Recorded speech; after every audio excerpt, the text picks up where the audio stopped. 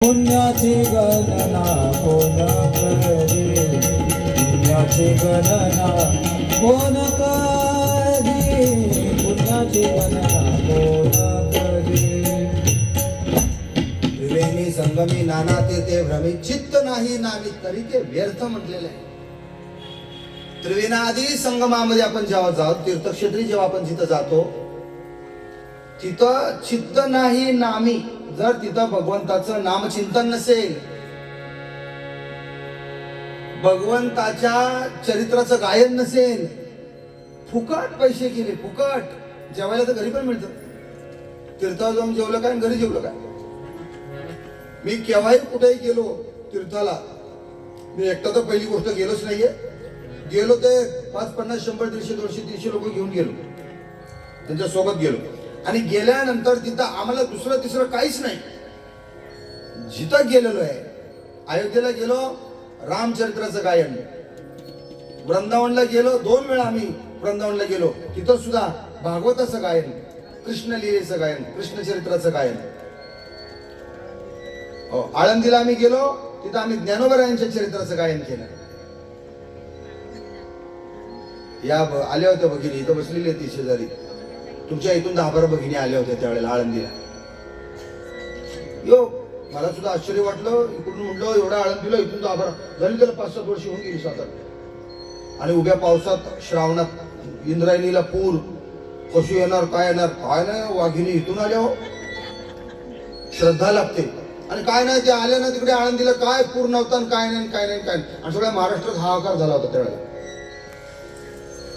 सांगायचं मला काय की अयोध्येमध्ये राम मंदिर झालं, सगळं झालं, आनंदी आनंद देशामध्ये आता झालेला आहे.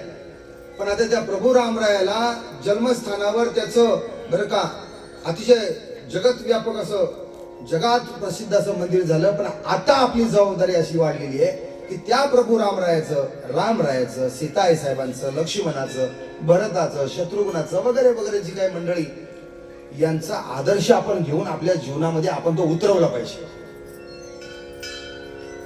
रामकथेला, भागवत कथेला वास्तविक काय झाले माहितीये का, घरातनं सुना येत नाहीत, मुलं येत नाहीत. मी मुद्दाम विचारतो, नातवंड येत नाहीत किंवा ही वडीलधारी मंडळी, पुरुष मंडळी येत नाहीत, तो येत नाहीत त्यांचा दोष नाहीये. मी त्याच्यावर चिंतन केलेलं आहे रत्नमालावली. येत नाहीत त्यांचा दोष नाही.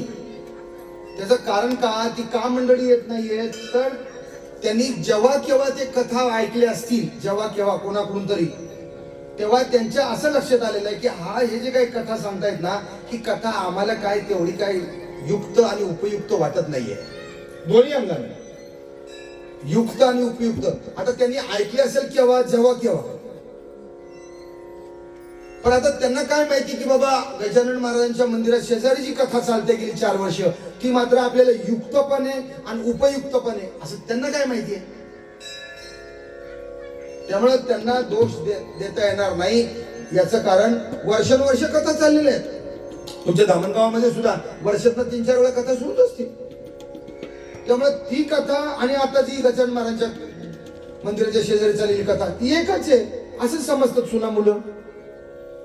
त्यामुळे तुम्हाला आम्हाला जे वाटतं ना, मला जे स्वतःला वाटतं की अरे खरं म्हणजे इतकं चांगलं त्या व्यासपीठावर सांगितलं जातं, आणि विशेष करून यंग जनरेशनसाठी, हे जर यंग जनरेशननं जर श्रवण केलं तर त्यांच्या खरोखर जीवनामध्ये त्यांचा उद्धार झाल्याशिवाय राहणार नाही.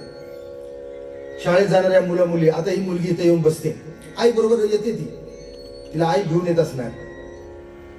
आता ती जर ऐकते, हे जे ऐकते